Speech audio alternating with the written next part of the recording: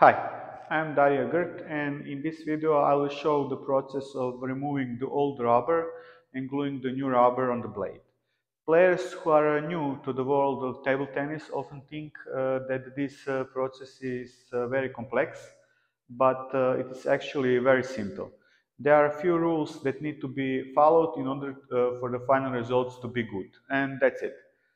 So this video will be more oriented to those who are new to the process of gluing rubbers, but I will also mention a few tricks on how to change the properties of rubber during the gluing process, like how to get a faster rubber or with more spin. As always, I will be speaking in Croatian, and for those who do not understand Croatian, I have prepared English subtitles that can be switched on. Često me igrači znaju moliti da li bi mogao zalijepiti nove gume na drvo, da oni to sami ne znaju napraviti. Zbog toga sam se odlučio napraviti ovaj video, pa će se neki od njih možda odvažiti i sami zalijepiti kad vide da je to poprilično jednostavno.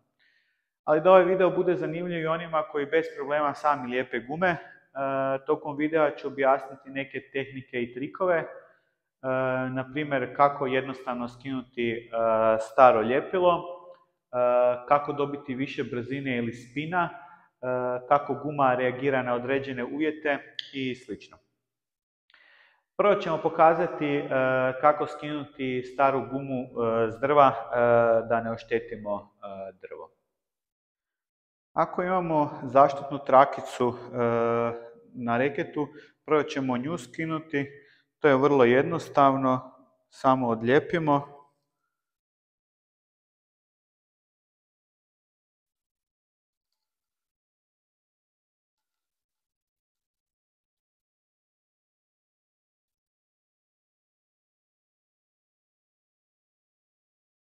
No, kad idemo gumu maknuti sa drva, na dnu ćemo prvo lagano odlijepiti i laganim povlačenjem gume prema gore odvajati gumu od drva.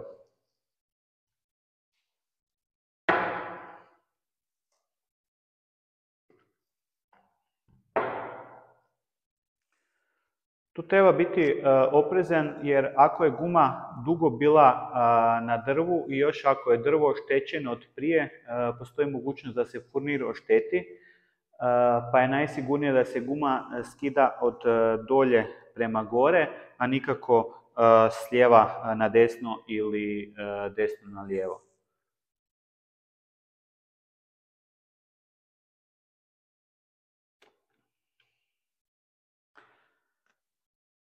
Ako je drvo lakirano, onda je mogućnost da se ošteti drvo prilikom skidanja gume sveden na minimum.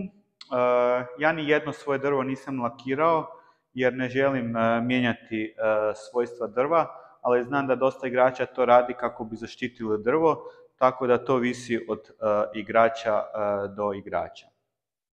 Nakon skidanja gume s drva imate ostatke ljepila na drvu i gumi.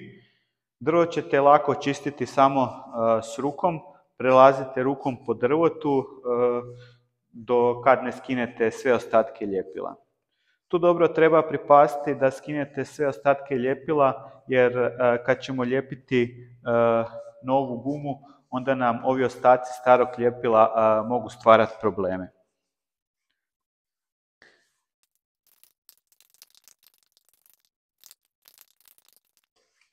Evo, drvo je sad čisto, pod rukom se ne osjete ostaci starog ljepila.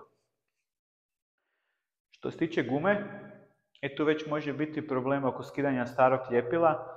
Ako je prilikom ljepljenja stavljeno više slojeva, onda ćete moći skinuti laganjem trganja ostataka komadić po komadić, ali ako je kao na ovoj Tenergy gumi samo jedan tanki sloj ljepila, onda će to biti dosta teško, a pogotovo jer Tenergy ima mekanu spužvu koja se s takvim načinom lako može oštetiti. Da bi u ovom slučaju skinuo ostatak ljepila, najjednostavnije je staviti novi debeli sloj ljepila na gumu, ostaviti da se posušu i onda će skidanje biti puno jednostavnije jer ćete lako moći skinuti staro ljepilo jer ćete ga skidati skupa sa novim. Mogućnost da se šteti spužva gume je onda puno manja. Za ovo ne morate koristiti neko skupo i kvalitetno ljepilo koje koristite za ljepljenje gume na drvo, već neko najjeftinije vodeno ljepilo koje možete nabaviti. Ja u ovom slučaju neću skidati ostatke ljepila s ove gume, već ću ju pospremiti, a ovaj ostatak ljepila koji je na gumi će mi trenutno olakšati pohranu, jer ako su gume tvornički tunirane, jednom kad skinete gumu s drva i ostavite tako, ona će se stisnuti i ako ju kasnije odlučite ponovno zalijepiti na drvo, će vam biti problematična njena veličina koja više neće biti ista kao prije. Zato ne skidam staro ljepilo s gume, već ju s tim ljepilom zalijepim na karton i tako pospremim. Jer na taj način je ona rastegnuta cijelo vrijeme i smanjit će se puno manje.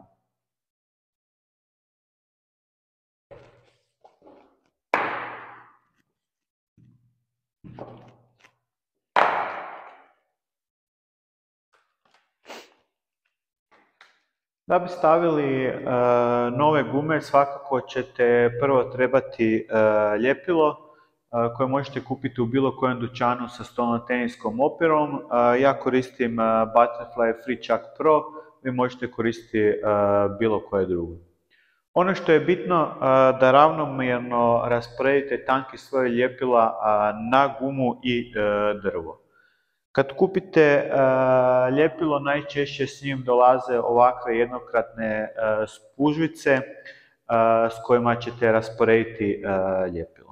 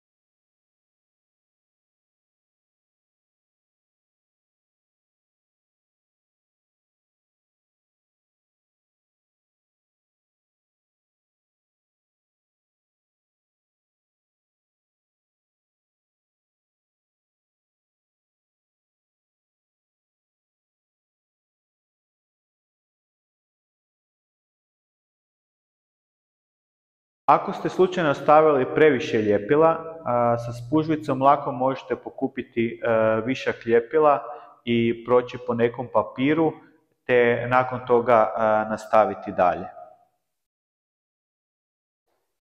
Nakon što smo ravnomjerno rasporedili tanki sloj ljepila po drvu i gumi, čekamo da se ljepilo posuši. Ovisno o temperaturi i vlazi, proces sušenja može trajati od 2-3 minute do čak 60 minuta. Neki igrači koriste fen, odnosno sušilo za kosu kako bi ubrzali proces sušenja. Ja ga nikad ne koristim jer sa vrućim zrakom se guma omekša i dobiva druga svojstva nego što bi trebala biti, tako da ja uvijek ostavim da se posuši prirodnim putem. Kako ćete znati da se ljepilo osušilo? Pa najjednostavnije kad više nema bijelih tragova na gumi i drvu, nego je ljepilo transparentno. Evo, u ovom slučaju kod mene se ljepilo posušilo nakon 10 minuta. Sad možemo zalijepiti gumu na drvo, osim ako želimo staviti više slojeva ljepila. Ja na drvo uvijek stavljam jedan sloj ljepila, a na gumu jedan ili dva, ovisno o gumi. Sa više slojeva ljepila se malo poveća debljina i dobije se više na snazi. U ovom slučaju, s obzirom da nikad nisam igrao s ovom gumom koju lijepim i ne znam kako će mi odgovarati, onda ću ostaviti samo jedan sloj ljepila, ali recimo da lijepim rakzuze, onda bi sigurno dodao još jedan sloj ljepila, jer za nju znam da mi treba dodatna snaga.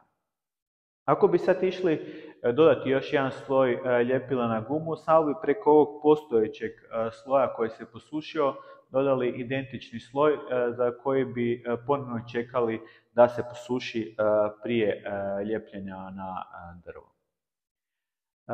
Za ljepljenje ćete trebati neki roller, za to možete iskoristiti bilo koji predmet sličnog oblika koji vam se nađe pri ruci, a ako nemate ništa može poslužiti i vaša podlaktica. Na nekim gumama imate označeno gdje je sredina gume, pa ćete onda tu oznaku staviti na sredinu drške, a ako nema nikakve oznake na gumi, onda ćete otprilike vidjeti gdje je sredina i krenuti zalijepiti upravo taj donji dio gume prvo.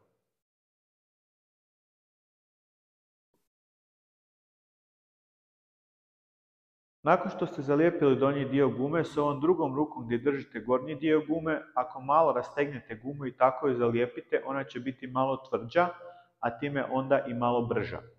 Zavisi koliko ju rastegnete, toliko će i biti tvrđa. A ako ju uopće ne rastegnete, nego samo zalijepite bez ikakve napetosti, ona će biti mekša i tako ćete dobiti više spina. Ja rijetko koju gumu rastežem, već ju lijepim bez ikakve napetosti, pa ćemo tako zalijepiti i ovu, jer mi je bitniji spin od brzine. Nakon što ste zalijepili, još nekoliko puta prođite s rollerom po gumi kako bi bili sigurni da se dobro primila po cijeloj površini.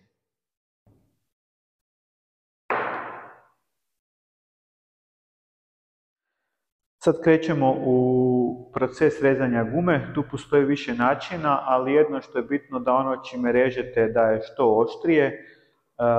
To mogu biti škare, nož ili skalpel. Ja ću sad ovu gumu rezati skalpelom, reke ćemo staviti na podlogu za rezanje i krenemo s jedne strane i uz drvo režemo gumu skroz do druge strane. Ja ne režem baš skroz uz drvo, nego znam ostaviti 1 mm od drva.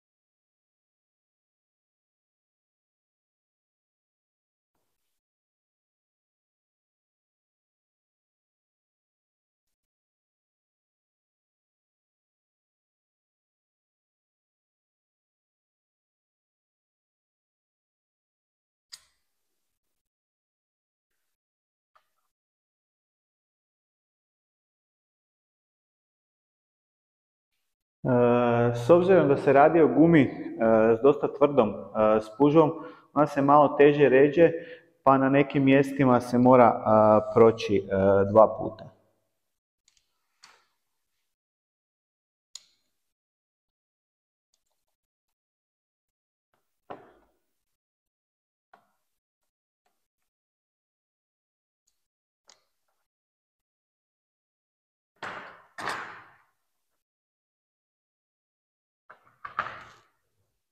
Evo, guma je izrezana i reket je skoro spreman za igru. Još bi bilo dobro zalijepiti zaštitnu traku po rubu. Ako pogledate rekete profića, većina ih nema kroz cijeli reket trakicu, nego samo na dijelu reketa gdje postoji mogućnost da udare u stol, a to je na donjoj strani glave reketa kad idete na rezanje s forehandom ili backhandom. Uvijek postoji mogućnost da udarite u stol s ovim dijelom reketa i onda ćete vidjeti da neki lijepe traku samo na tom dijelu reketa. Jer s trakom kroz cijeli reket je nešto sporiji. Ja lijepim kroz cijeli reket kako bi zaštitio drvo, ali i spriječio da se gume lako odlijepe od drva. Tih traka ima raznih, ali jedno što morate paziti kod kupnje je na širinu trake, jer postoje uže trake koje su za one koji imaju gume bez spužve ili samo s nekom tankom spužvom. Evo, i sad imamo reket spreman za igru. Ako imate kakvih pitanja, pitajte ispod u komentarima. Također, ako vam se svidio video, kliknite na like kako bi što više ljudi vidjelo video. Te ako se još niste, pretplatite se na kanal jer slijedi puno uzbudljivog stolnoteniskog sadržaja. Do sljedećeg puta, uživajte u pinganju.